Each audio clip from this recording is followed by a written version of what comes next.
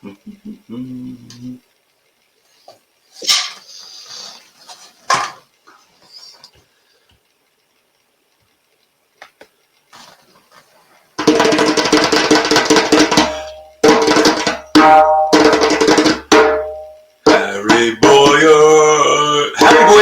welcome to the show today. What's up, buddy? What's up, brother? So, we're super longtime friends, and it's very random that we actually get to speak to each other face to face over the last however many. What has that been? 11 years? 12 years? How long has that been? I think I was counting. It's been 11 years. And it's steady every single holiday, every single Christmas, everything. I get a text from you every time, and I will not miss a beat. And it's so rare to meet people these days who keep the same numbers for that long. And I'm very glad I kept mine and that I kept replying to you every single time.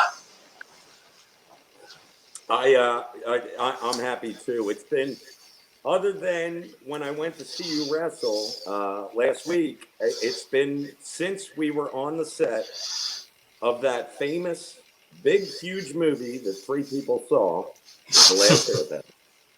Yeah, it sucked. The Last Airbender.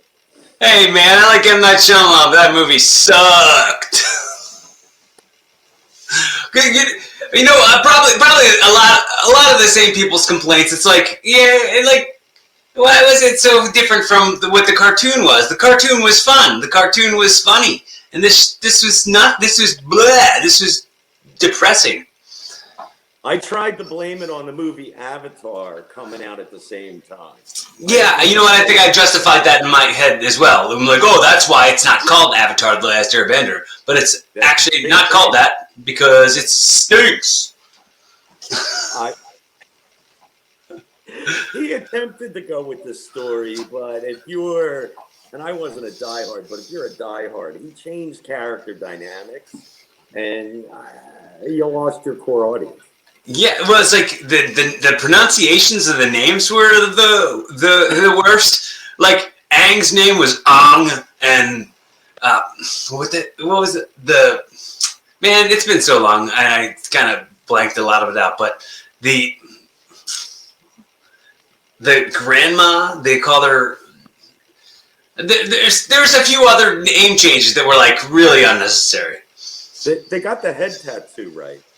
Like the head tattoo on the kid was right. Yeah. And you and I had a glorious 6 weeks of intense martial arts training and on-camera fighting that I at least feel it was worth the experience. Oh yeah. I have the fact that the movie stunk had nothing to do with how. Grateful. I'm so grateful that I had that experience. I'm so grateful that I made some of the friends that I made through that. Here I am 11 years later, and we're having a conversation, and we're becoming resources for each other. You know what I mean? So I look at that and some of the other friends that I have that I made on that film. I actually, you know, although over the holidays, you know, I did a little research, so I brought something for you, okay? Because I want to do this. Do it in honor. Okay. All right. It's my snare drum from 7th grade. It's not a conga.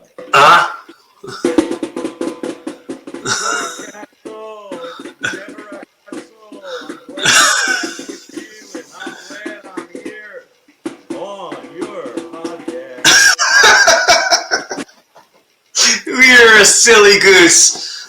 All right. Has anybody else ever played a drum for you? No, not at all. Especially not the virtual shows. I haven't had anybody play. Before, when I first started having the drums on the show with me, I would just have the guest start because they would just be in-person interviews. So I would just have the guest play it and sing whatever ditty came to their head. But now that I'm doing it virtually since the beginning of the lockdown, Right. I don't have a drum for the other guests to play. I brought my own. What? You know what? I love the accommodation. My pleasure. And I also, while watching your podcast, I learned something else that I screwed up. I've had you in my phone as Corey Castle with a K the whole time. Oh, was it And Corey was spelled with a K? It's Corey with a K, and I screwed up your whole Calvin Klein Zoolander, your whole setup that you had going on in your mind with your wrestling career. Mm-hmm. But I'm going to get that corrected tonight. Well, it's totally fine to make that mistake because it's not the end of the world.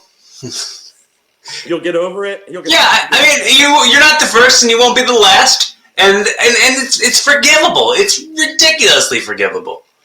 Thank you, Corey. I was concerned you might not let me let that go. No, I found that out by doing my podcast practice. All right. Yeah. Well, what else have you learned? Let's see. What else have I learned about the great Corey Castle? Let's see. I learned, watching some of the podcasts, just some of the stuff you talked about, different things you went through in your childhood and just some of your personal experiences. And I think the way that you view life, and I have an appreciation. And one of the things that I learned about you, because you and I talked and you said, how do you know I wasn't a jerk? And I said, well, I spent 6 weeks with you. I would have figured it out, and you could have become one, but you appreciate who you are probably better than most human beings. I think you are happy with where you're at and who you are, and that's a very strong character trait that not everybody has. Oh, thank you. Thank you so much, Harry. I didn't think you were going to say some character stuff about me. I thought you were just going to be like, "Oh, I learned that Miss Slippy's car is green" or something.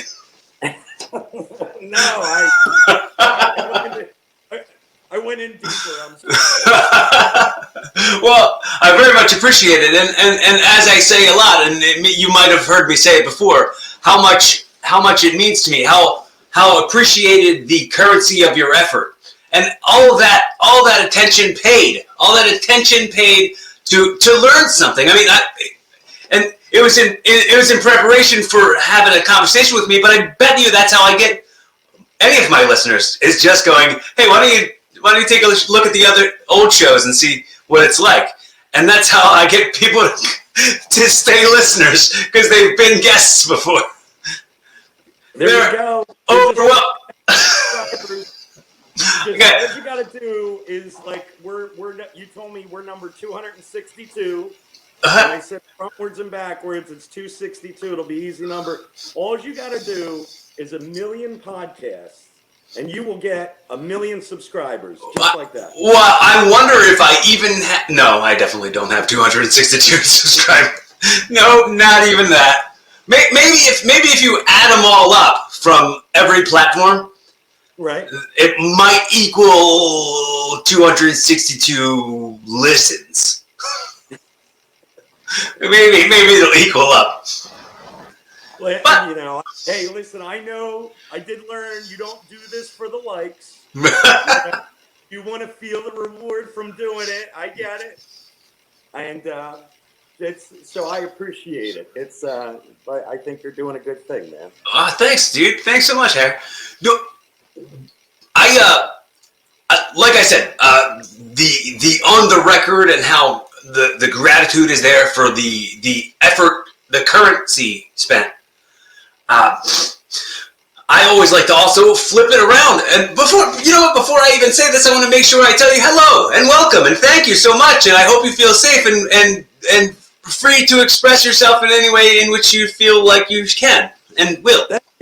Thank you. And thank you for asking me to be on with you. And I know you had said that you had never done a podcast before. So I hope that this is a painless experience for you, and you'll just want to continue to do them all the time. Yes, 100%. And a lot of the times when I have guests on, I'm always like, well, this is the beginning of our friendship. I'm like, with you, it's like, this is like not really the beginning. But it's a continuation and an expansion. Yeah, it's definitely an expansion because it wasn't this like vulnerable get to know me stuff like what we're trying to do here. No, like the Fight Club, single serving friends. Single serving. Yes. Yeah. Did I say that to you the other day? You said it, and it struck in my head because I always call it single serving. I always say I have some of the best single serving friends you'll ever meet in your life. Yeah. You say it to somebody, and they're like, "I get it. It's clever." How's it working out for you, being clever? I've been doing all right, being clever. Like, yeah. Usually people call me a smart ass, but it was like clever is a better, nicer word. So, yeah, I mean, clever ass. Someone calls you a smart ass, to be like, clever ass. Dude, I want to tell you about the proudest joke I've made on a dime, like yesterday. This guy was telling me about how he started going bald in the back, and his girlfriend made a joke about his bald spot, and he automatically wasn't mad at her, and he still loved her, and he's like, "This is it." And I said, "That's what you call unconditioned love, or unshampooed love."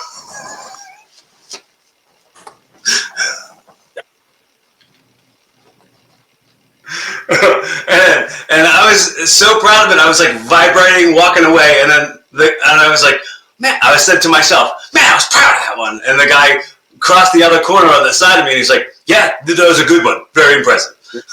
You can insert that into all your comedy shows from that. That was a good one. Very impressive. High five. Yeah, so I might do it on stage if I ever get on stage again. Well, yeah, I hope you do. You looked good in the ring. You got your whole shtick going. That was very nice. Yeah, I'm glad that you're pursuing your dream. It's very cool. Thanks, Harry. I appreciate it, man. It's really almost like to be able to have you come and see me do my thing, like under those lights and in the ring and stuff like that. It's really neat because I feel like every performance I have is like I feel super proud of it, even like while it's happening. I'm kind of growing as a performer, and I'm not ashamed to have friends come see me as I used to be when I knew I sucked.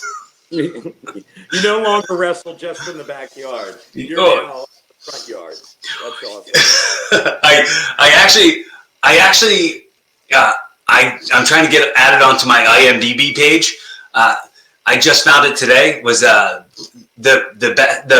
Backyard Wrestling 2 video game for PS2? Right? I was in like a highlight reel video in like in the credits of the game, and it was just footage of me wrestling, and it looked like it was outside in a car lot, and it made it into the Backyard Wrestling video game, and I just tried to add it to my IMDb page today. So I contributed to IMDb having me be in the Backyard Wrestling 2 video game for PS2. That's awesome. How many people have that credit on their IMDb page? Oh, so few. It's a very elite bunch. I have no credits on any video game other than, like I beat some of them growing up, Oh, and you get a little trophy nowadays if you play on Xbox or if you play on PlayStation. When you get accomplishments, you get little trophies. Does those happen for you? You don't play video games nowadays? Yeah, I retired from video games. I don't seem to have enough time for it. Listen, I literally grew up when they became Atari, and we had the Sears Video Arcade version of it, which is the same thing, just sold at Sears. I don't know if my parents saved $5. And then Nintendo, and then Super Nintendo, and the GameCube, the Nintendo 64, and Wii, and I was a Nintendo kid. And then the only reason I got Xbox is because they had the cool Star Wars games and Matrix. Mm-hmm. And then, but then after that, I just kind of trailed off. Well, I mean, if you've listened to the podcast enough times, you would have heard me talk about how I don't play video games. Like I'm just not good at them. I'm not wasting my time continuing to lose for hours. It feels non-productive. You are the video game. You got a credit with your name on it on a video game, so you don't have to play it. Well, we'll see. Fingers crossed. You got to wait till it gets approved. All right. Well, I hope it does. I'll write a reference for you if it helps. You know what? Coming from you, that's gonna push it right to the top. Yeah, I got a lot of pull with IMDb, especially with that, having met M. Night Shyamalan and all that. What didn't you try to impale him or something? All right, I didn't try and impale him, and I did. I had my spear. Okay, we were, for all the viewers, Corey and I were both Water Tribe soldiers. I was trained to use my spear, but I had it over my shoulder, like facing the wrong way or something, and I was wrapped into a conversation with, I think, my buddy Alto, that I think I mentioned to you, I used him. Yeah, you did. For a Cadillac show that I do, and we were just talking, and I was engaged in the conversation, talking, just not looking, and some guy goes, "Whoa," and I literally looked up, and it's M. Night Shyamalan, and I almost took his head off with my rubber spear. Did you remember our buddy Brud Anderson? It sounds familiar. He had tattoos all over his head. Yeah. I didn't stay in touch with him, but I think I remember. He just became the mayor of Mooresville. What? Yeah. It's crazy. It's so freaking cool. I was so excited for my friend. It's like you fall in and out of contact. That's what I'm saying. Like when it comes to friends I made on that movie and friends I'm still friends with, Brad is one of those buddies, and it's funny now that he's a politician. Oh my God! Does he credit his experience on the movie? No, well, he became like a SAG actor after that, and he did a lot of like serious roles. Him and I were both extras together on Creed, the first Creed movie. Oh wow! That's great. Yeah, he got me that. You know what was funny about that? Because I did a lot of stage acting, and I did some other independent films and like other stuff. But that was the first real movie set I was on, and I ended up with like 10 or 12 SAG waivers. And I'll never forget, some woman that was sitting in the back during one of our breaks, she got a SAG waiver. She had been doing it for 10 years in California, and she started jumping up and down and said that was her first SAG waiver. Well, Brud got waivered. He got the same amount of waivers as you. And that's what made him and SAG. They gave me SAG pay, but didn't waiver me. Right. And Brud told me that would still count. If that does count, I'm at this point I'm actually SAG eligible. But if I were to have counted those, I would have been SAG eligible 11 years ago. Well, the crazy part was that she had been doing, because I was never going to do it. And it was funny because I was a puppeteer too, and I met one of the SAG reps on set, and he told me like puppeteers got paid like a fortune, but I wasn't gonna stay in. Well, it ended up, I shouldn't say that. It ended up that I didn't stay in that field, but if I had, I would have not gone SAG right away, because if you do, you can't do anything that's not SAG. And so if you're not a name in the business yet, it's harder to get speaking roles. Mm-hmm. You really got to kind of build up your street cred, so to speak.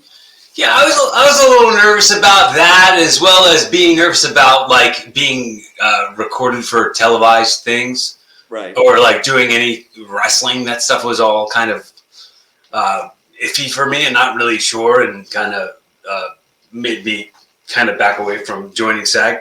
Plus, I don't think I ever like had a spare $3,000 just laying around.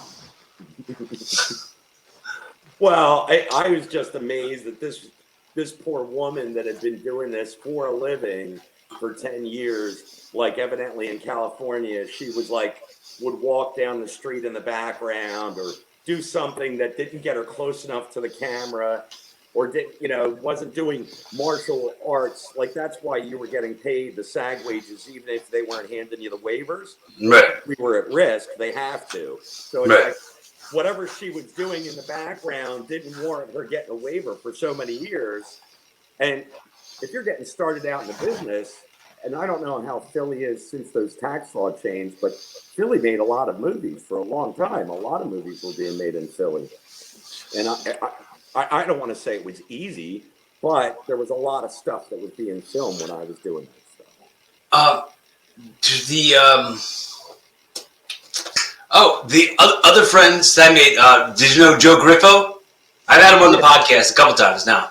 Oh, really? Yeah, he's doing cool stuff, man. He's doing really, really, really cool stuff. He does like claymation, and he does like some pretty like notable stuff. Like he's done animated shorts for Kevin Smith for the Jay and Silent Bob's reboot, and I think he's doing something for Clerks 3 when that comes out. Oh, wow. Yeah, so that's super rad.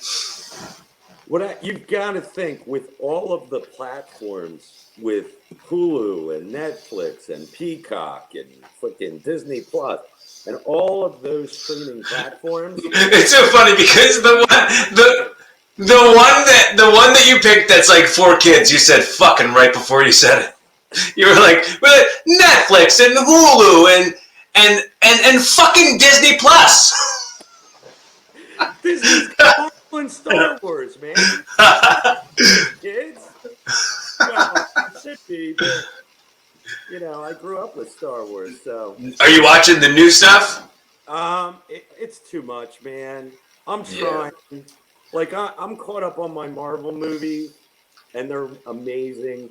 I think the way that they took these individual movies and formed them into a centralized, we can call it universe, but now it's the multiverse. I think the way that they set those movies up and plan so far in advance is incredible.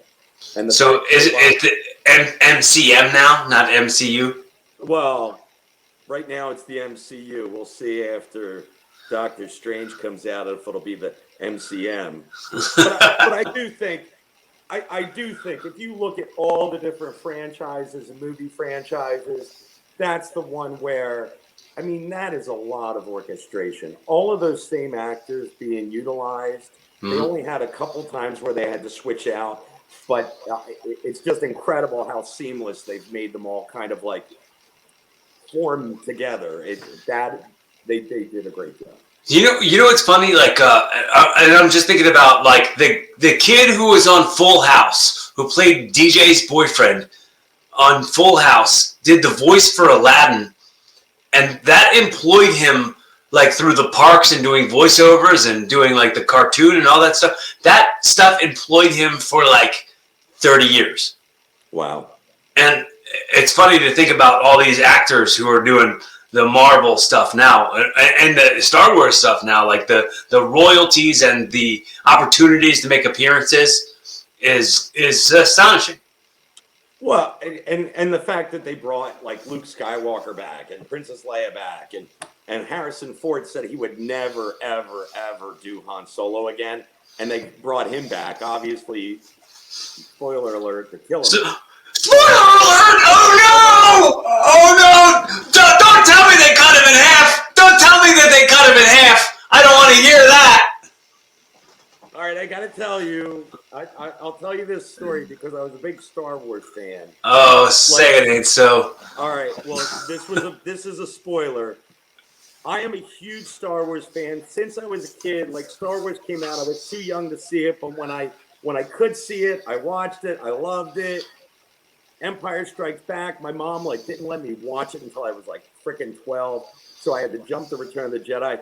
But I was engaged in Star Wars and Star Wars. So you were too young to watch Star Wars, but you were old enough to get married? What? Not last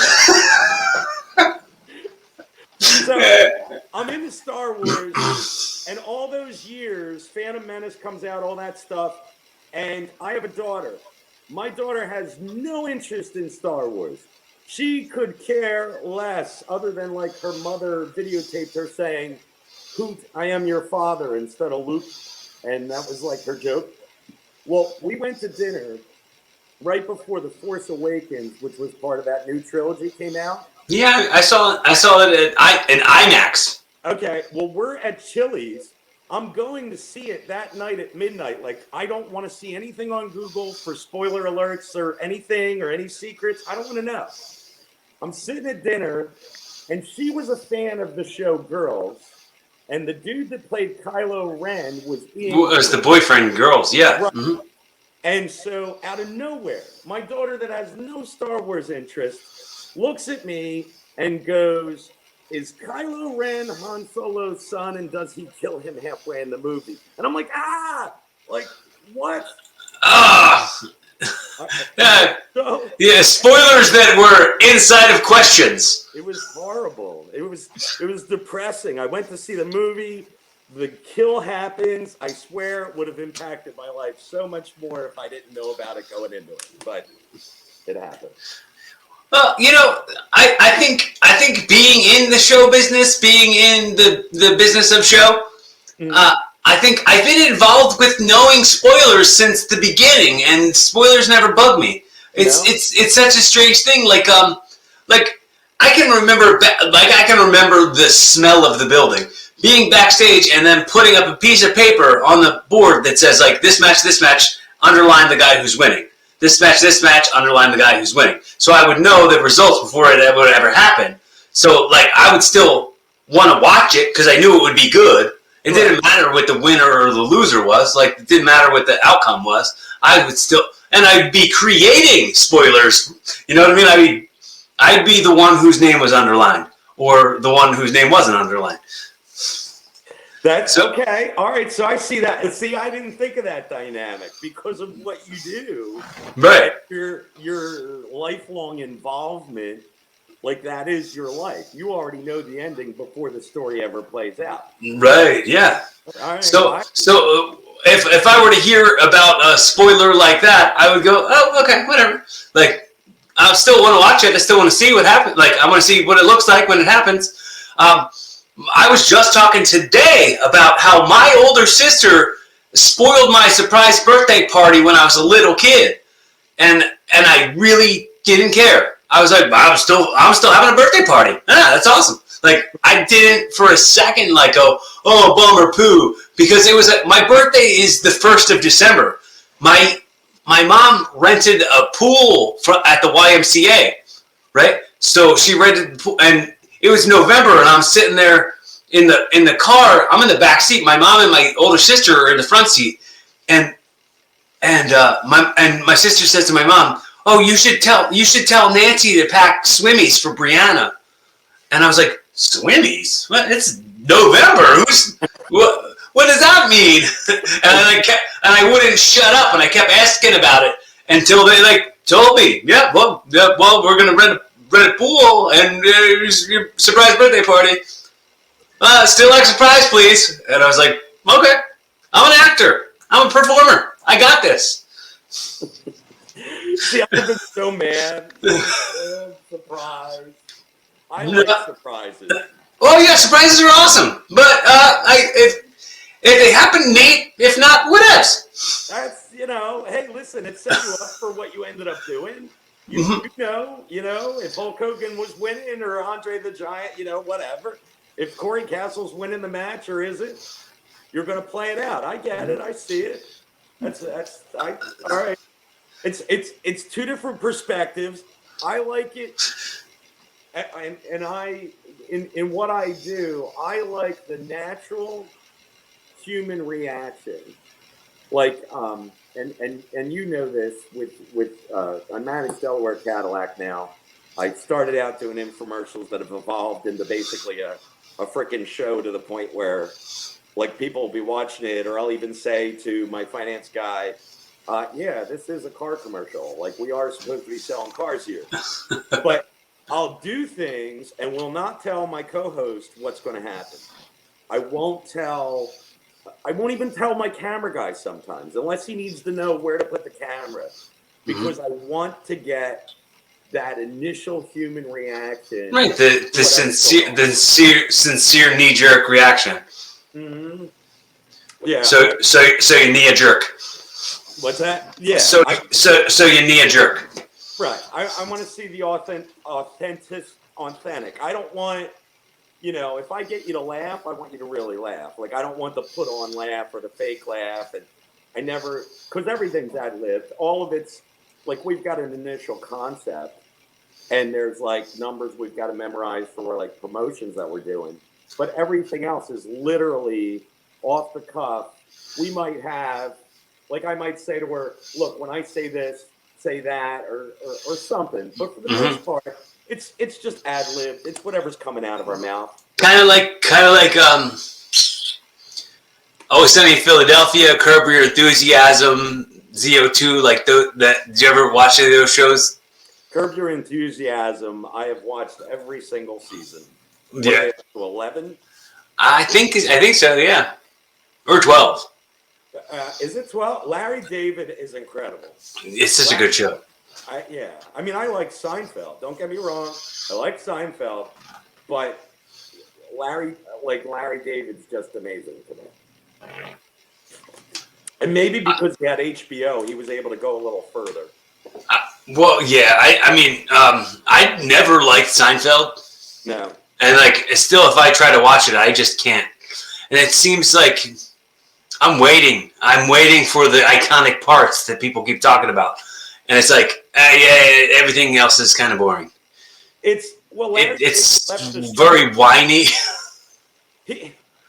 Right. I mean, the characters can get redundant. And how many times can Kramer burst through the door? I get it. It's old. It's like how every AC/DC song sounds the same. What? But I think.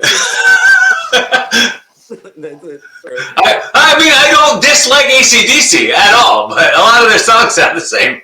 But the original concept that they had, because if you ever watch any Seinfeld or Larry David interview, they'll talk about they were walking in some Chinese food market, and they were just talking randomly, and this is the show. In other words, it was supposed to be real life. And things. I really liked the stand-up comedy. I really wish there was more focus on Jerry's comedy career. Right. They just go, oh, you're doing well these days. That they never show the fact that anybody's his fan or anything.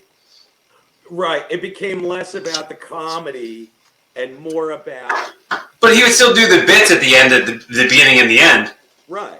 That was what that whole show was, the setup for his joke bit that he was going to use in his comedy. But you're right. They focused more on the setup.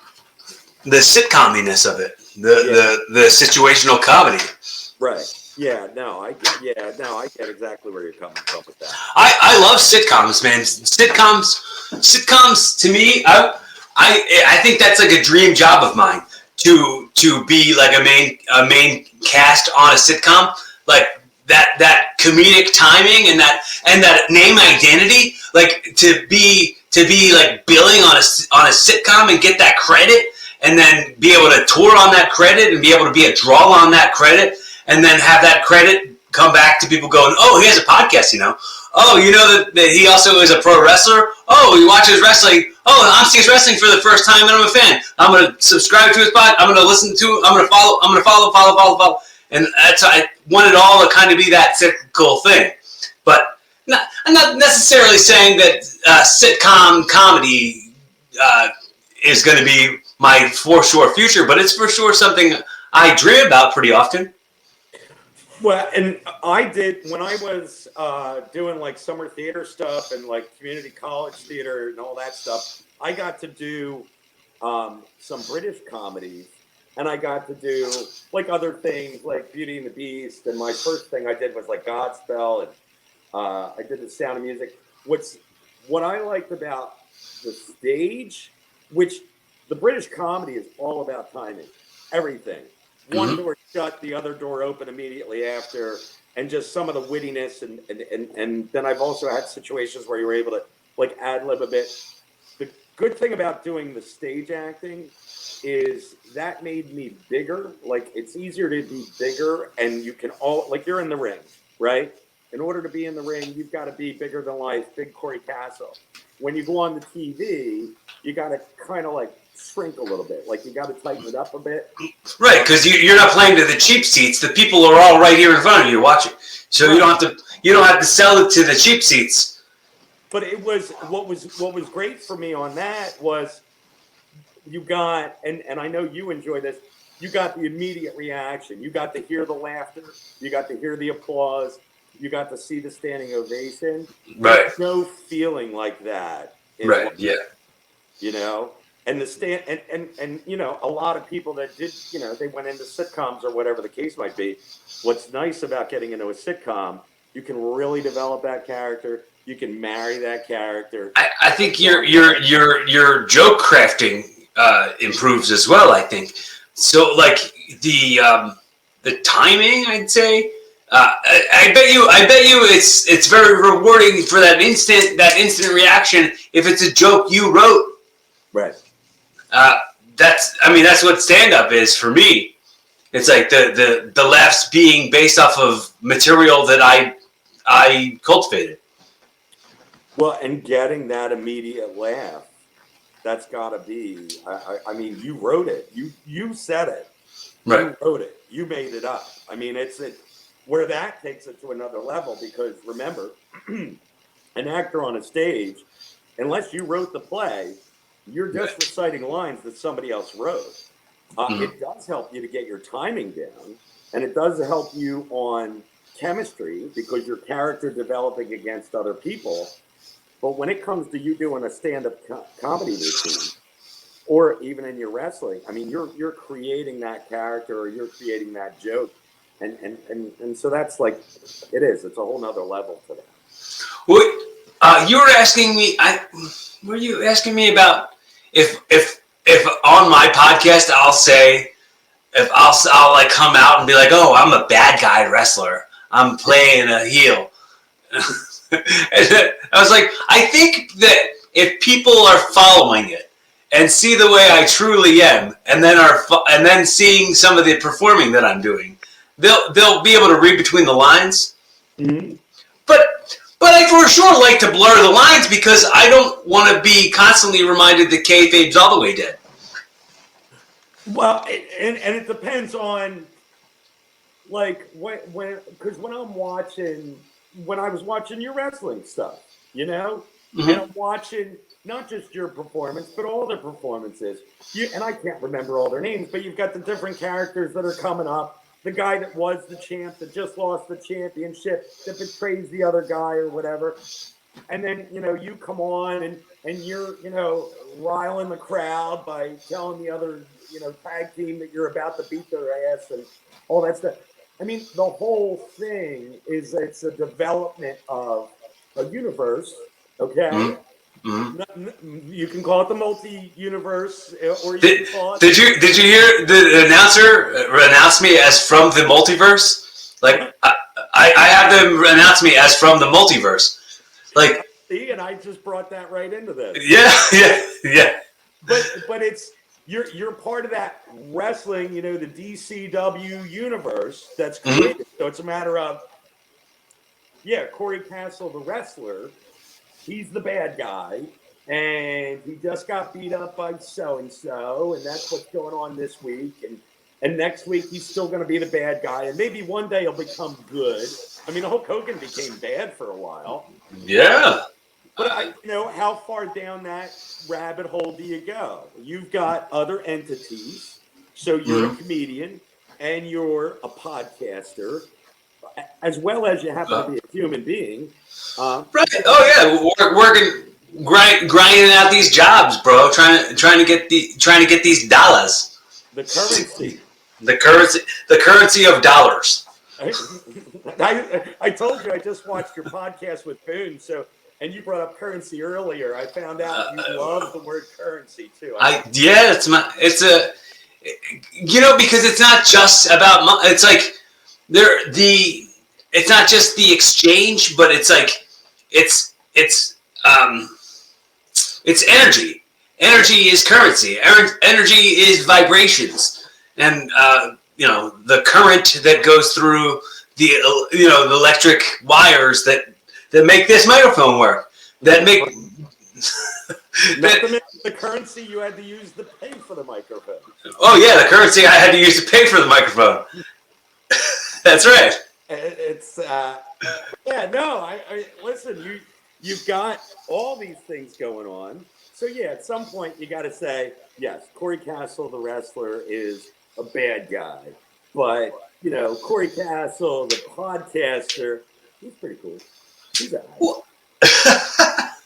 Well, it seems like if you were to watch me be a heel and go out there and get booze and make that performance, and then like listen to the podcasters be like, oh, the kind of stuff that Corey's been through or whatever, and they talk about me or they put my podcast over, then like somebody listens to it and then learns some more, and then they go, okay, this must be somebody who's really in love with what he's doing, and instead of somebody who's actually a bad guy. Well, right. I mean, there were a lot of good guy wrestlers, and, you could probably cite every one by name, but there was good guy wrestlers that in real life were a-holes. No, probably, yeah. I mean, I meet up with those people once per month, so it's like I don't really know much of what's going on in their personal lives. I don't know. The funny thing was, I had a feud a couple years ago with this guy, and like we made it this big long thing, and then it came out that he had molested somebody, and he got canceled. So it's like all that excellent work that we put into it, all the emotions that we stirred up, and all the crowds that we drew, and all the money that we made, all of that was taken away by the fact that he was a good guy. He was playing a good guy, but he was not. He was really a bad guy. Yeah. See, that's like the punishment. That should be punishable by death. There's no other. You can't restore the innocence of a child, and that's like the worst thing in the entire world. Oh yeah, I didn't know if it was a kid, or I don't think it was, but I'm saying like just to aggressively pursue something that is denied is not approved by me. It doesn't matter what it is. Unless it's like chocolate. I mean, chocolate, you're not harming anybody else but yourself. Well, it's weird, and I'm not gonna get fully into all of it, but there was a money mark. We'll call it like one of the guys who invests in the company, who was for a wrestling company that I was working for, was in a child porn ring, and like that dude was paying me at the end of the nights, and I was like, oh, I hope none of this money, and I just karmatically I feel gross thinking about it, and like, dude, wrestling is filled with just these just characters who can't be made up. You can't make up everything about these people. It's not all manufactured. It's not all a work. People are what they are, and sometimes it's such a character that you can't decipher. The one guy who I've known for years, and we've always got along, and we've always seen each other, and we hug at shows and stuff. He just got arrested. He drove to Chicago and kidnapped a 13-year-old girl in his hotel room. And I'm like, that dude's like, he like raped that 13-year-old girl, and he's in jail for the rest of his life. And I'm like, oh, shit, I didn't suspect that one bit. But these are the types of people who, like, we we get around because wrestling attracts the weirdest of the weirdos. But well, and listen, it's not wrestling alone. I mean, you could choose any career, set up, and I'm Catholic, and I go to church every Sunday, and I believe in God, and look at what the priest went through, and the problem is that there's so many bad individuals that went into their career with the wrong intention or the wrong idea or whatever, and they do the wrong thing. It doesn't immediately mean that every single priest is a bad human being.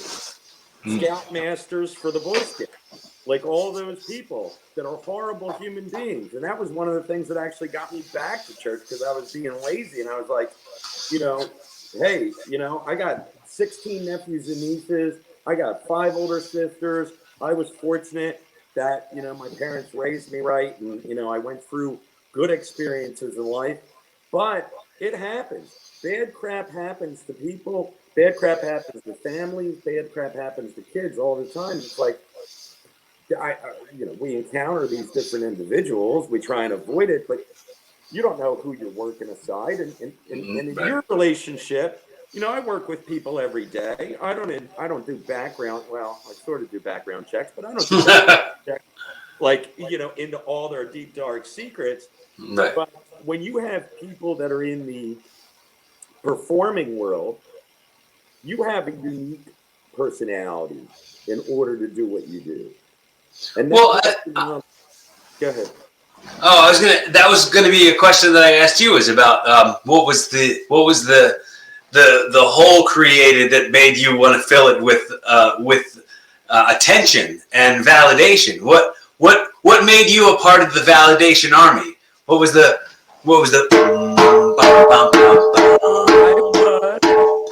I was the bottom of 6 children, and I was the only boy. And I don't know. See, my dad was a cop, retired at 78, and went in active reserves. And we moved when I was 6. We moved again when I was 12. I switched schools, and we moved, to Philly to Virginia, then Jersey. I moved around a lot, and I don't know if it was between being the youngest kid and needing that attention, or just I don't know. I have no idea. I can tell you that it was late. I didn't get into acting until I was in the 11th grade, and I went into Godspell, and it was like I had to be an extrovert because of the fact that I moved around so much. Can we also say 11th grade isn't late? Like, that's not late. You're still a kid. That's not late at all. You gotta give yourself a little more grace here. You're really trying to sweep your own legs out from under yourself. Listen, I still say that I'm 29 for the 17th year in a row. So I'm not saying it's, I mean, I wasn't at 5 and 7 and 8. Like, some people are dancing their whole life, singing their whole life, performing their whole life. I didn't really get into that part of it. I played soccer. That was as much of a stage that as I was on. But I didn't get into the acting stuff until late in comparison to other people. But once I did it, it filled whatever was going on. And to be able to become an entirely different person, and just I don't know. It was very rewarding and fulfilling. I love the whole getting into character, memorizing lines. I would purposely memorize my lines as fast as possible because I felt that would help me get into character better and understand it. And it just became like performing became part of my heart, part of my passion. I mean, I almost went to California at 19. I didn't. I got in the car business for the summer. And you've been in it ever since? That's 27 and a half summers ago. All right. That sounds like a Billy Crystal special. I know it was. Well, other than I had my break to go into the performing world.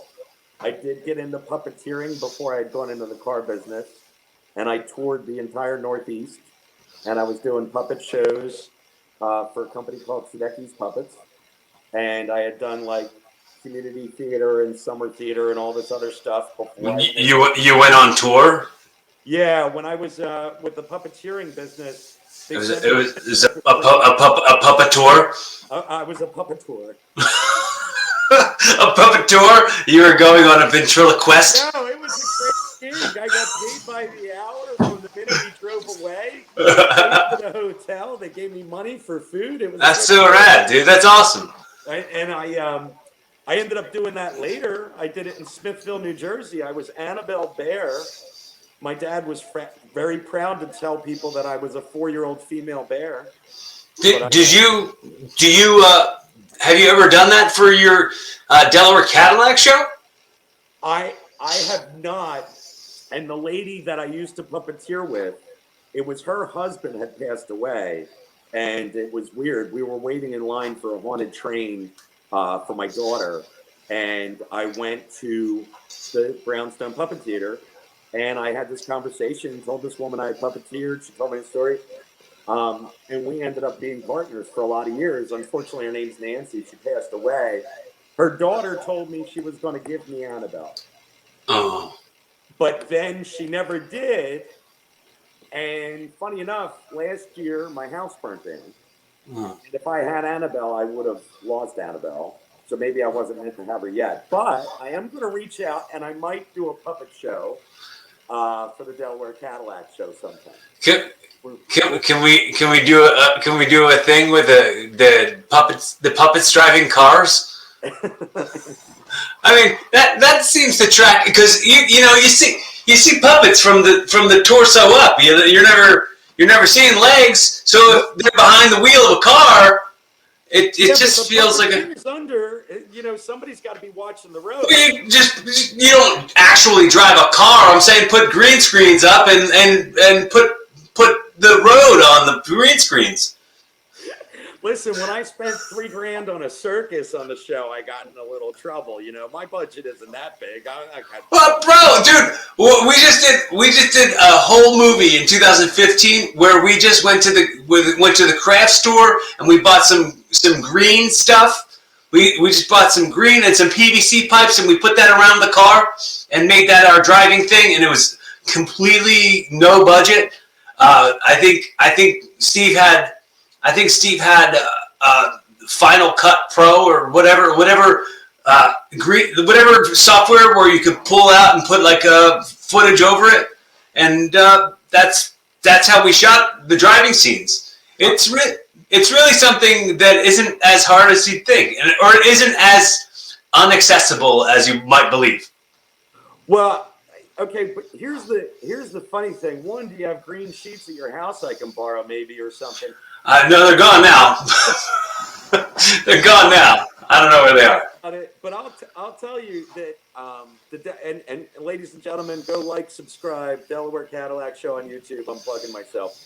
It's so funny because the most involved shows, and I told you about the cemetery 2 times, so now I'll tell you on camera. I put this whole thing together, and I read all this research about old Swedes. And I spent and invested time just researching this place. And then my camera guy was the guy that shot Forensic Files, which was on TV for 10 years. Mm-hmm. 2 of his prop guys came out as his production assistants and set up an elaborate display in the cemetery. That's the most incredible thing you could ever do. Real Hollywood stuff. That show got 1,400 views. Okay? Yeah. Caitlin's my co-host, we've done magic shows. And there's a tie into that. We did a magic show where I sawed her in half, which was awesome. And it's over 15,000 views. I sawed her in half. So 15,000 people saw it? Yes, 15,000. You weren't one of them necessarily, but it could be 15,001. No, I was just only saying it because you said you sawed her in half, and you said how many views it had. So I said that many people saw it. She's not currently.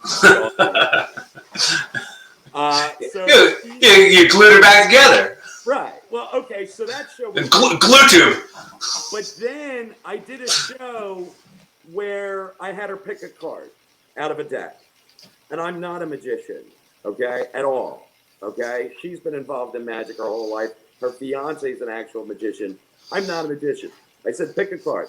She picks a card. She shows it to the audience. She puts it in the deck. I shuffle it. I have no clue what I'm doing. I pick the card and I say, is this your card? She says, no. I said, is this your card? She says, no. I went through 32 cards in the deck till I finally got her card and say, the great Harry. That's the whole concept. It's a hack. The whole setup. That's it. That thing's got almost 6,000 views. So what I'm learning is the more elaborate I get with my setups, the less views I get. I got to keep it simple. Yeah, well, of course. It's I love it. Because it's my creative juices that that yearn for the standing ovation or the applause or the laughter. I want you to laugh. I want everybody to laugh, and I want them to enjoy what we're doing. I want to bring something to the table, and it's about branding the dealership, and it's about branding us, because I do actually care about the people that I'm catering to and that I deal with on a daily basis. But then I have the advantage that in doing this show, it fills that void for me, because I want to make you happy. I do. I want to make you happy. I want to make my mother happy. I want to make everybody happy, just because. Have you ever heard the phrase, giving people flowers while they're alive? It's funny you said that, because on my grandmother's coffin, they put that. Give me the flowers while I'm alive, as opposed to the dozens of roses when I'm dead or whatever. I don't remember it exactly. Right. Yes. But it's almost like you're like trying to get those while I'm alive flowers. You're like, throw those flowers at me while I go and have this creative outlet. And somehow somehow it's working for you, man. It's cool to see how alive you are talking about it. It's cool. And it's good. And what I'm happy about, because at the end of the day, it's not about me. In other words, I have a job to do, and I'm a driven individual, and so my goal is to be number one. I don't wear this every day. We're the number one Cadillac dealer in the Philadelphia district. All right, this isn't like real gold, everybody. I don't actually wear this every day. I'm driven. I'm driven on that level, and I'm sincere with my interactions with people. But what's becoming really rewarding is where we turned it. When COVID happened, we were blessed that we were open, and Delaware allowed us to be open. We did home deliveries. We did all these things. I had 4 core guys that I called my 4 horsemen. They stayed with me the whole time. And we kicked butt. Other places were closed. Other people were stuck home in their basement, whether they were fearful, whether they were, immune system compromised, or, had something going on that, they were more susceptible, or because they couldn't. Think about all the people that couldn't. What I was happy about, I got to give the kudos to my 4 horsemen and talk about how great I thought all the employees were at Delaware Cadillac and Auto Team Delaware. And I got to bring that to the forefront, that they did a great job.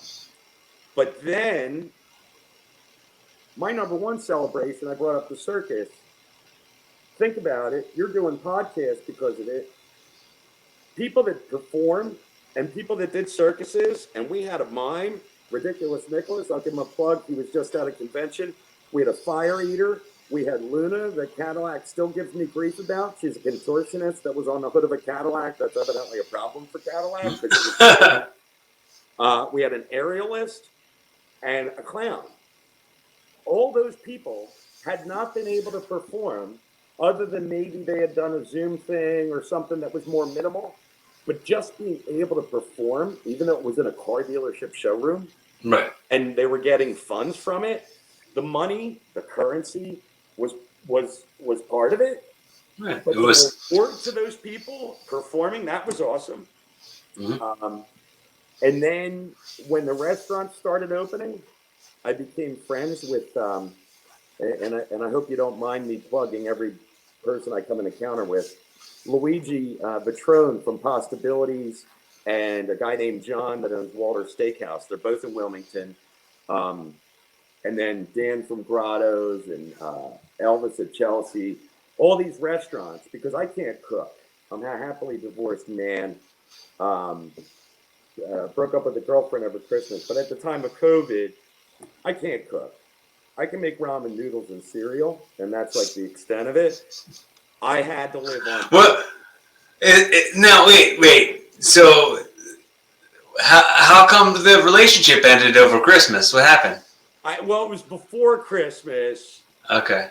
Well, it was. Let's just go with it. Was culturally, she and I were not on the same page. Okay. And the biggest thing that stunk was I had already bought her Christmas gifts. Oh. And I hate returning stuff. So I ended up giving them to somebody else, but that's beside the point. I returned some things, but it was like I don't know. I did that too. I bought a girl Valentine's gifts, and I wanted to break up. I gave her the Valentine's gifts, and then I broke up with her. Like, listen, I'm like, so I already gave you this stuff. I bought it. I'm not gonna give it to nobody else. So take this stuff, but I'm breaking up with you. Well, see, I'm not cheap, and if it was amicable or if it was like neutral, I would have gladly given her everything. I would have given her every gift. I'm not cheap. Like if I bought it with the intention to give it to you, I will give it to you. But there were some things said that, let's just say, really pissed me off. So I didn't feel that she was entitled to anything. I'll leave it at that. All right. Okay. Off topic. I said no, but it was so yeah. It's yeah. Another very good friend of mine got the gifts, and he appreciates each and every one. Good. Very good. Very, very good. And to go into I'll go back to my restaurants. Take out. One of the things that I did was one of the things she said, like, you can only make ramen noodles and cereal, you broke motherfucker.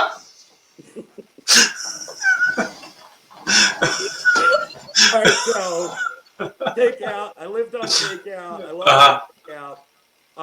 And I had engaging conversations with these guys, and most of them were the owners of the restaurants. They're all private owned, and I would go and tip.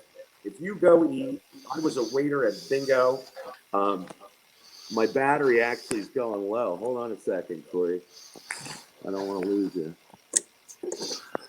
But in any case, my whole mindset was if you go eat, I was a waiter at Bingo in high school. Tip well, tip your waiter or waitress. That's how they make their living. Tip well. My daughter's a waitress, and always tip in cash because sometimes the restaurant doesn't give you your credit card tips.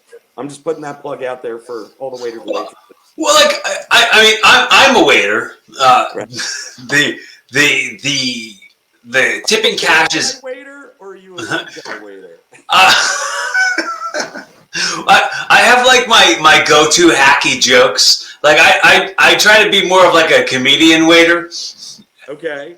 I'm gonna try and get my charger to work while you're talking. Okay. So like I have a thing where I kind of treat it like it's this misdirect. So like I'll like sit in the chair, and each one of the booths in the middle of the restaurant has like these like poles that have coat hangers on them, so you can hang your coat when you sit down. And one of my go-to jokes is I'll like go pull my phone out, and I'll be like, do you guys want to see this post I've been trying to get them to take down? Like, it's really driving me crazy. And then I'll stand up and I'll bang my arm pull, and I'm like, there it is, right there, that son of a bitch.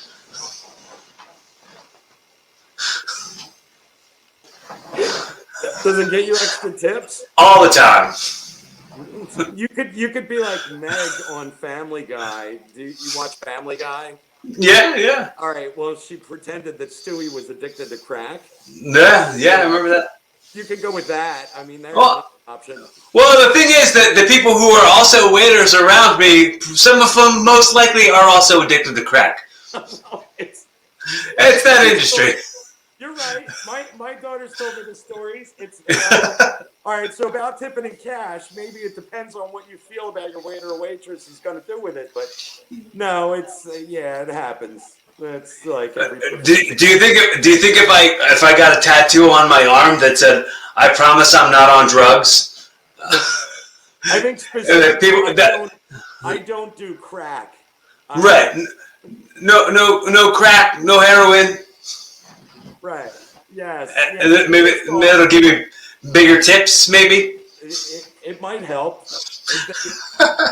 There's less of a stigma for tattoos, but yet at the same time, you're going to still intimidate some people. So maybe just get like a billboard sign, like sandwich sign, and just say, "I don't do drugs." Please. Or like one of those the like furniture store sales that has that big arrow where people spin it. If that arrow that I'm spinning just says "I don't do drugs" or something, and it's spinning. I don't do the bad stuff. I don't do any of the bad stuff. or have the arrow point to your coworker and say, "I don't do them, but that guy." But okay. So going back to my restaurants and tipping well, one of the things that I did when they did open, and they could have appointment only, like it had to be a reservation and all that stuff, and the only 25% capacity. Well, we went and we filmed at Luigi's, and we filmed at Walter's, and we filmed at the Chelsea, and basically what we did is, hey, give them exposure for being open. Nothing against Olive Garden, okay, but it was all private-owned businesses, okay. No corporate chains, yeah. Right, and we said, hey, these people are, I wasn't like saying destitute, but yeah, some of the waiters and waitresses were struggling to survive. The restaurants that have been in business for years that had cash capital don't have that cash capital anymore. Mm-hmm. They spent it living because you can't. Their cash is lowercase now. Right? Yeah, their current is currently.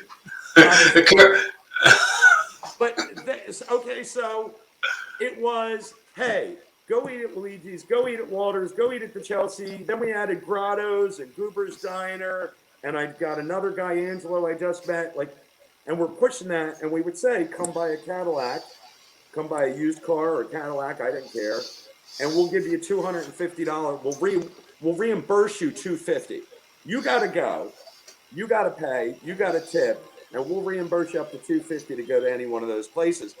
And that, I feel just as good as getting the standing ovation if I sent somebody their way.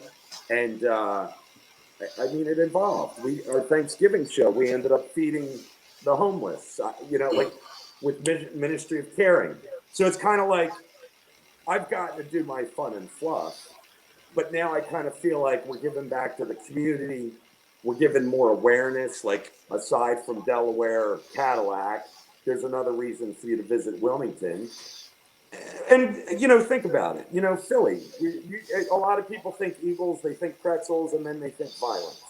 Wilmington, same thing. A lot of people think, oh, it's crap hole or it's this or that. Wilmington's got beautiful areas. Wilmington's got poverty, and Wilmington's got more wealth. Like, I swear, Delaware's a different freaking country. There's a lot of beautiful things that are here, and we're kind of exposing people to a different element, I think, with it, and it's good.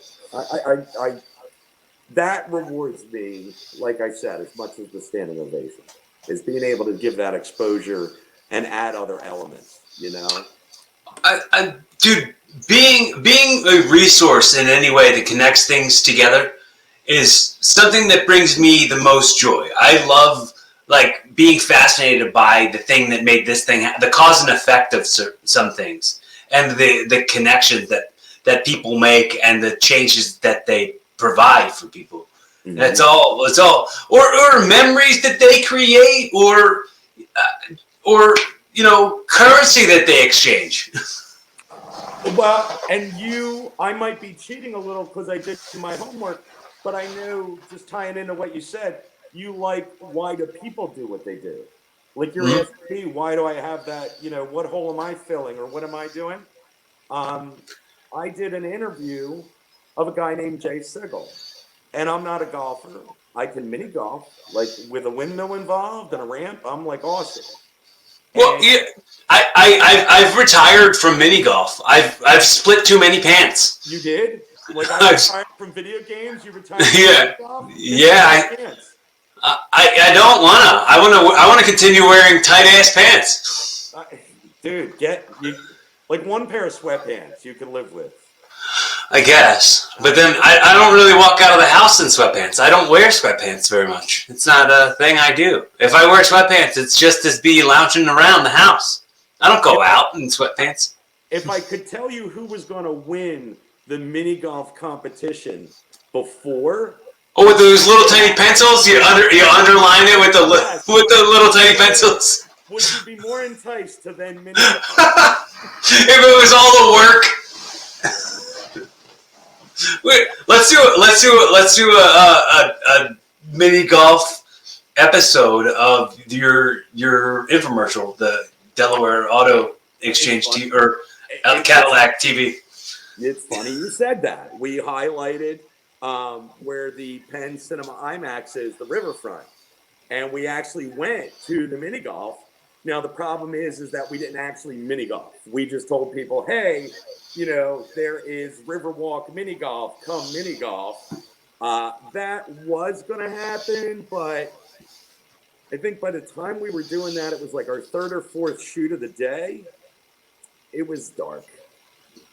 Puppets playing mini golf. That's awesome. That is elaborate. That'll probably get less views. Yeah, it's so elaborate. It's gonna have negative views. Right. It'll have minus 9 views. As many people that watch The Last Airbender will watch that video, and it will just make me cry on the inside. It serves as a good record. You know what I mean? It's something we talked about doing right here. And then we wound up actually doing it. What if people are following up? What if people care enough to see what's next? They want to see those mini golfing Muppets. I don't know how many people that is. I'm sure they're out there. They're driving their Cadillac. They're driving their Muppet Cadillac over to the mini golf course. And listen, you got to understand, I love Kermit, and like I'm the only kid in my class that wore a black armband on my arm. Okay, it was a bandana the day that Jim Henson died. Like Jim Henson died the same day as Sammy Davis Jr. And a lot of people just Sammy Davis. I mean, I love Sammy Davis too.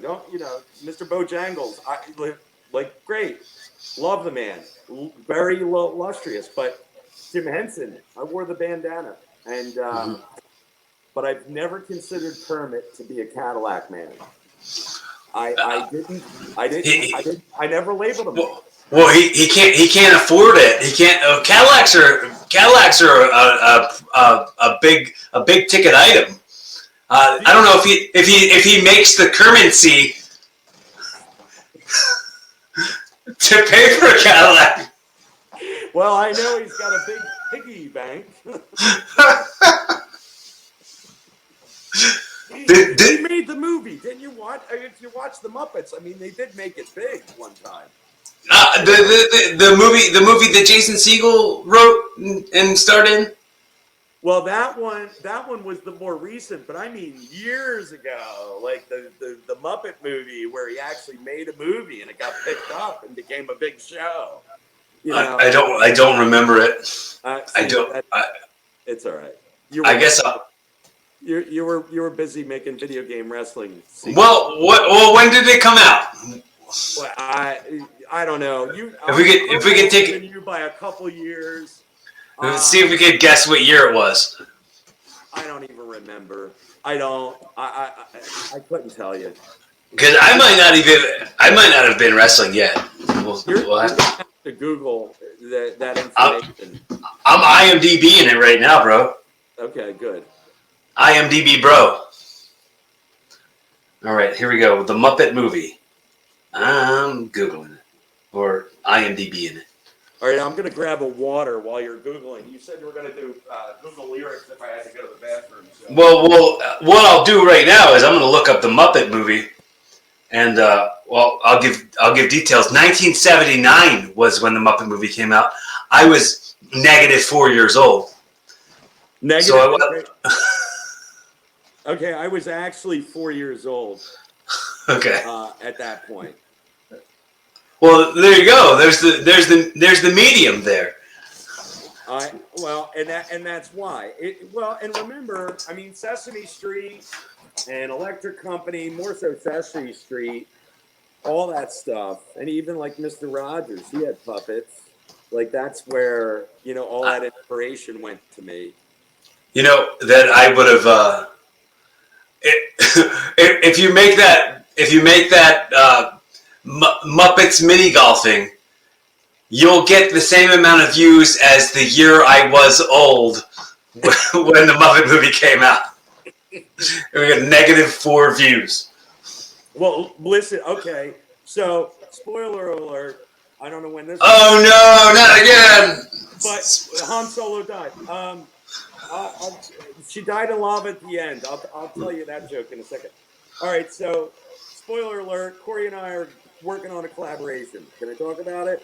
Do it. All right. Well, I'm waiting on Dave, but we're going to hopefully have DCW Wrestling, and we're going to put it live. Really, it's pre-recorded, but live on the Delaware Cadillac Show. I'm very excited about that. That demographic is not, you wouldn't say immediately, okay, guy buys brand new Cadillac, Corey Castle body slams them. Like, you don't automatically put that together. But people that buy Cadillacs watch wrestling. People that buy Cadillacs may be into it, maybe not. I don't care. I think that it is a culture, it's a phenomenon that's going on in Delaware that we need to let people know about because it was incredible.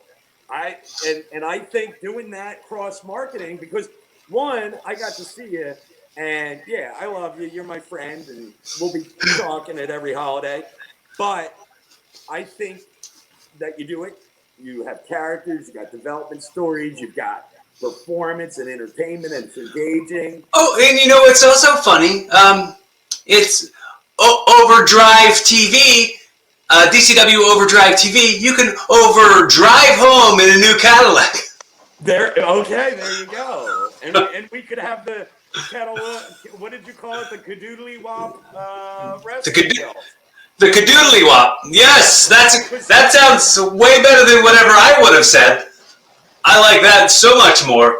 And that's the Cadoodly Wop. Yes. Well, just to catch up the viewers, Cadillac's very restrictive on my advertising. I brought up they don't like women in fishnets on hoods of cars, even though they're circus performers. But they would not necessarily let me put a Cadillac emblem on a wrestling belt to have marketing tie-in.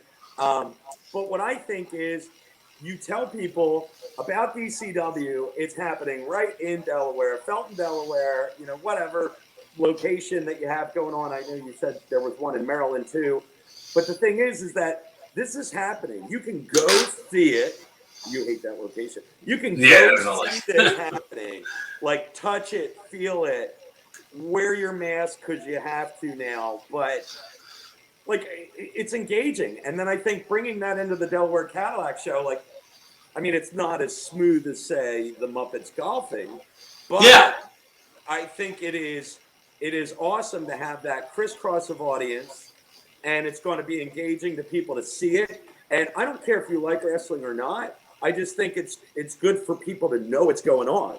And can we do like a Muppets playing mini golf and watching pro wrestling? Like I will, and it'll be like. I'm the guy that loves, Jim Henson. I'm starting to feel you're becoming puppet obsessive.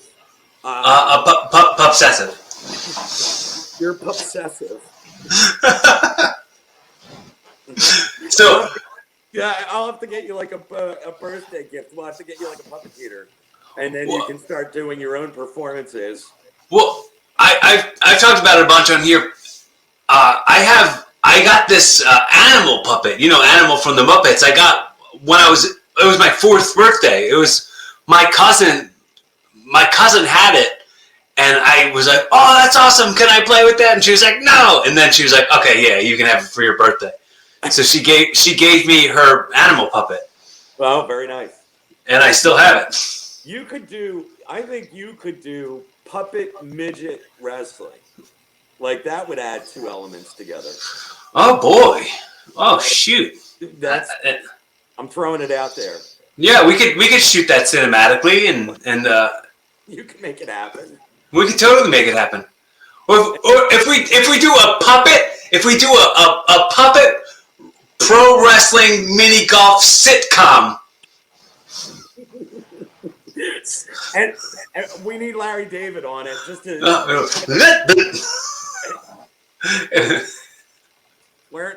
Wearing his MAGA.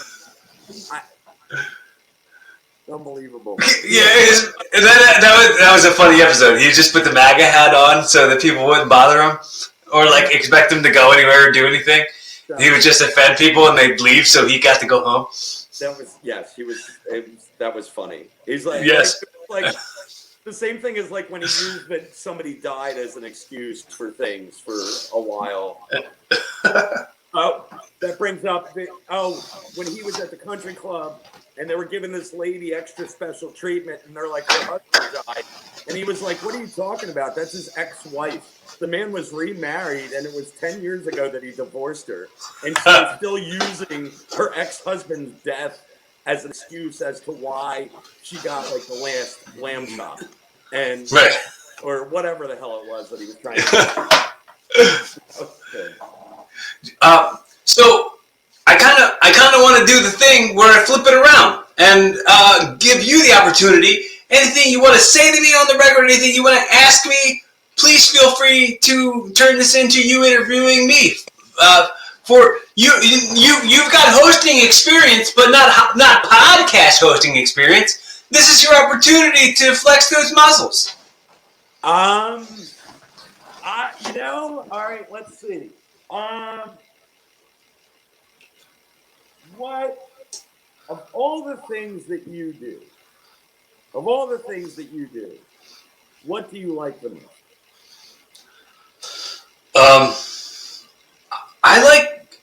I think I like getting laughs the most, but I don't know if it's necessarily because of doing stand-up comedy, because stand-up comedy is so anxiety-ridden. Like, I get really filled with anxiety and nervousness and fear. Right. I really want to be a very, very good comedian. I want to be a funny comedian. I want to get great at it. I don't really necessarily want to like go and get a Netflix special like right away. I want to get really good, undeniably good, and I know that in pro wrestling, I'm already that. I'm already that level of good. I'm already that level of I know I'm great at this, and it's undeniable. But I'd say that's the when it comes to like it being my favorite, it's because it's the thing I know that I'm undeniably good at. Well, I have one solution. If you become a puppeteer, you could be a comedian and yet not have to stand in front of all the people, be behind a black curtain.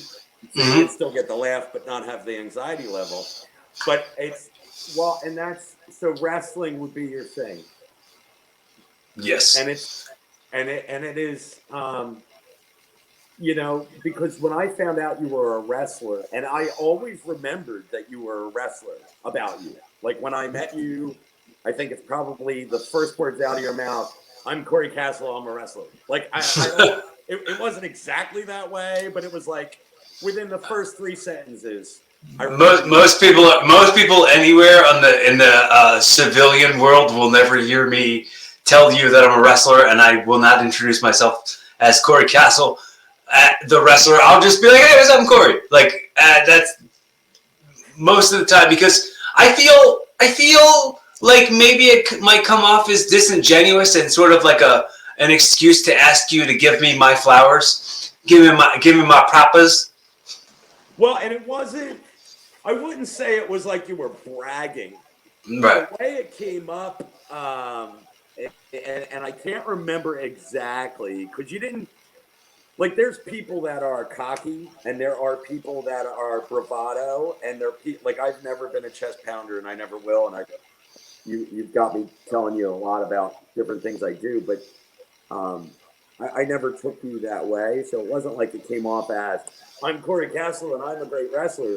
I didn't mean it that way, but I just remember it was like one of the defining things about you. Very easygoing guy, and wrestling was your thing.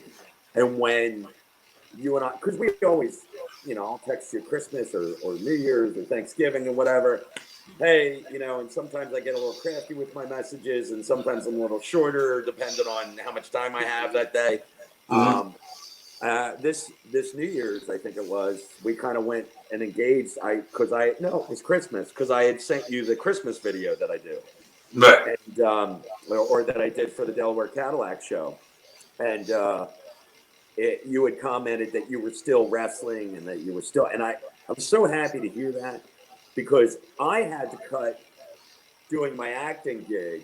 I mean, at the time I was married and my daughter was still a teenager, and health insurance and all those obligations, and my ex-wife basically quit her job, and I had to go back into the car business, and I don't regret anything, because that, like, and it's so funny because I've heard you say it not 261 times, because I didn't watch all of that. But Right.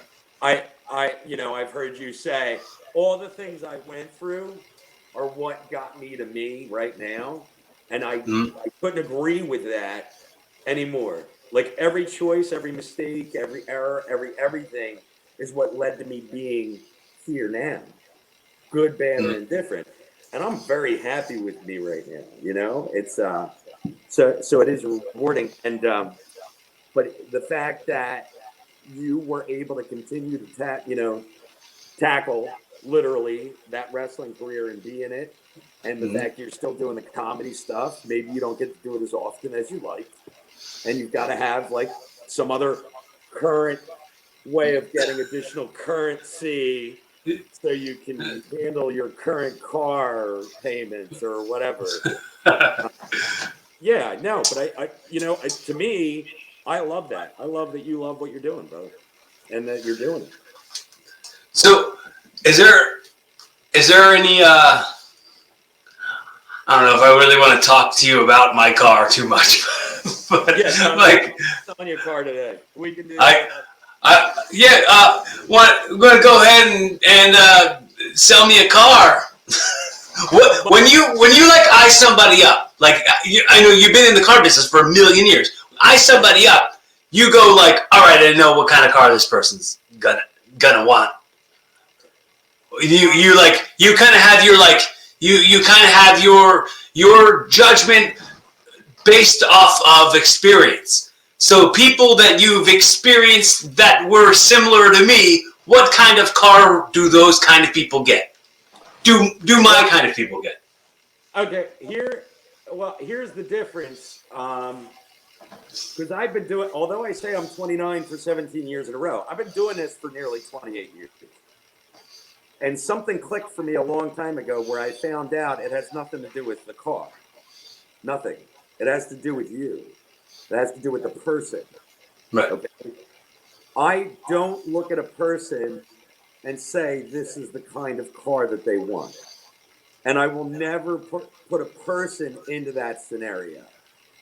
What I will always believe that every single person that ever walks in is a deal. I don't care who it is. I don't care what they're wearing. I don't care if they're in a suit. And I wear a suit every day for work. But if they're in a suit, usually they're hiding something. or they're selling something more times than the person that's in the ripped jeans and or you evidently in your tight pants. Tight pants. Sometimes they're ripped. Sometimes they're ripped right in the butt. Whatever it is, but the reality from mini golf. If you treat the person the right way, and you find the right car, and you give them the right deal or the perception of the right deal, you're going to make a deal every time. But the customer's got to pick the car. I'm never going to tell you what car you're going to.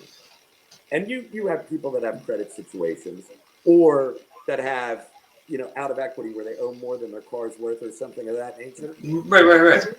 In those circumstances, I might have to structure a deal and say, all right, you're better off going into a new car because, believe it or not, people make the mistake of my credit sucks, so I have to get a used car. Well, used car, there's no ceiling unless the state has a rule on the interest rate.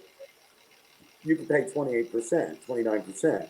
Whereas a new car might have a subvented rate where it's a something that the manufacturer offers.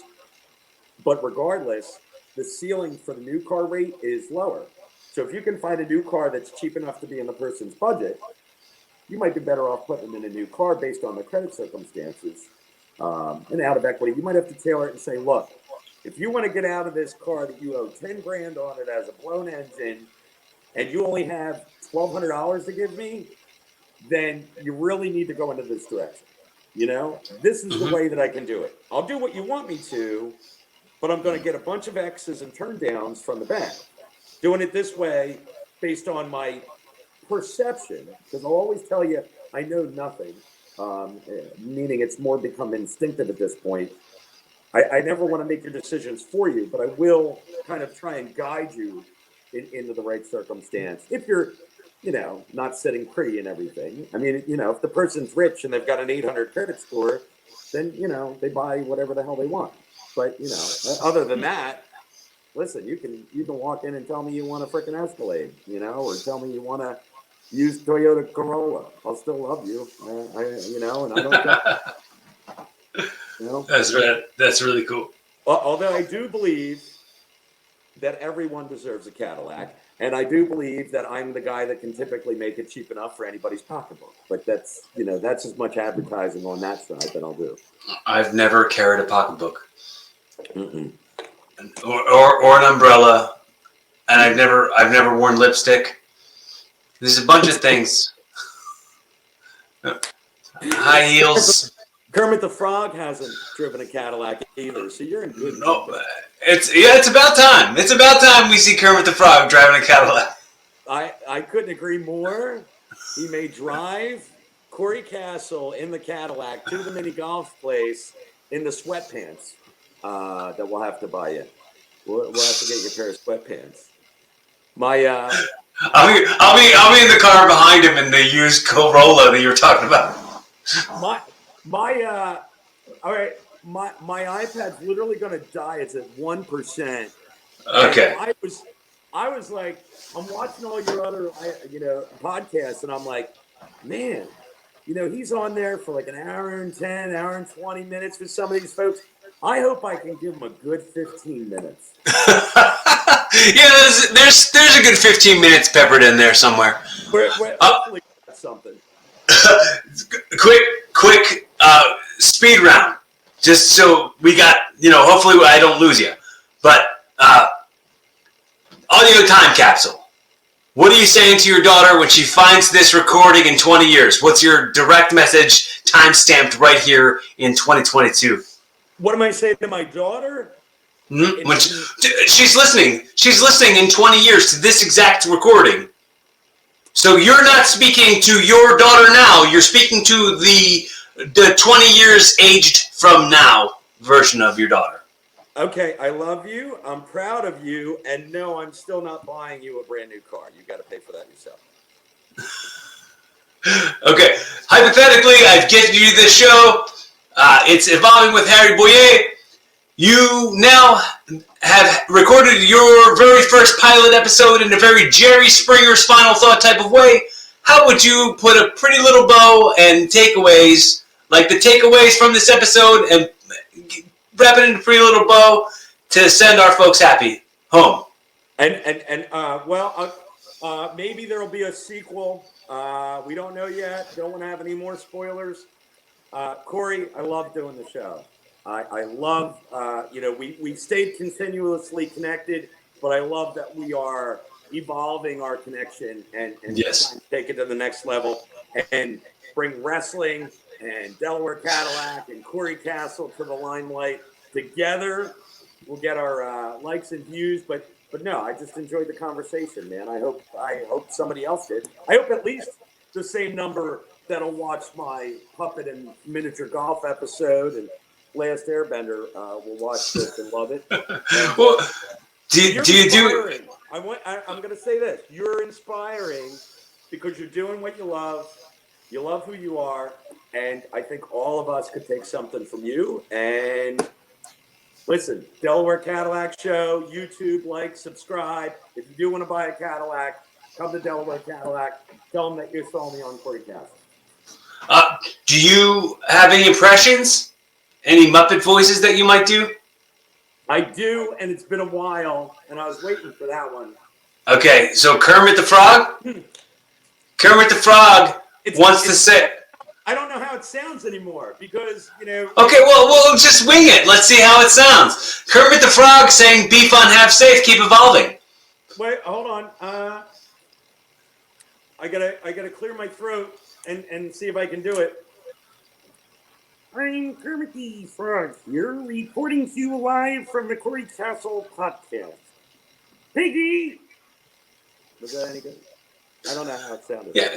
Yeah. Can you have Kermit say the catchphrase of the show? That's how we wrap it. We're going to say, be fun, have safe, keep evolving. Okay, wait. Be fun, have safe, keep evolving. Mm-hmm. All right, hold on. I got to drink. Okay. I think I got this. Be fun, have safe. I'm going into Marvin the Martian, dude. Well, there you go. Marvin the Martian saying is just as good. Well, can I just say it as Harry Boyer? Dude, say it as Harry Boyer. Be fun, be safe, keep evolving. Thanks so much. Harry, this is awesome, man. It's lovely catching up with you. I love you, man. And love you. If you ever need a friend, judgment-free conversation, don't hesitate to reach out to me. Let me be a resource for you in any way that I can be. I love that we're staying connected, and this is just still the very beginning, even though it's been 11 years. That's right, man. We got the Corey Castle WrestleMania Puppet Midgets event coming to the Delaware Cadillac Show soon in a theater near you. If you're listening and this is the first time you're checking out the show, go back and check out all the Go back and check out all the other shows. 262 episodes now at this point. Hit subscribe, follow me on the YouTube, and let me know you exist. Maybe leave a comment below. And thank you so much for the currency of your effort and your time. Be fun, have safe, keep evolving.